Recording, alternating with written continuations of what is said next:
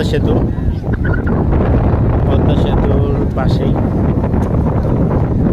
আর এটা হইতেছে একটা সুন্দর জায়গা, জানি না ক্যামেরায় কতটা সুন্দর দেখা যাইতেছে। প্রচুর পরিমাণের বাতাস।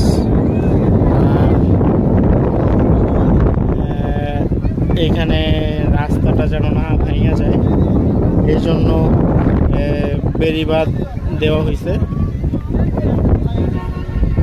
তো এই পদ্মা সেতুর নিচে আর কি অনেক মানুষ আসে, অনেক। ঈদের একটা সময় তো হিউজ পরিমাণের মানুষ এখানে আসছে। কেউ সাইকেল নিয়ে আসছে, কেউ হোন্ডা নিয়ে আসছে, কেউ দোকান দিছে, এই আর কি।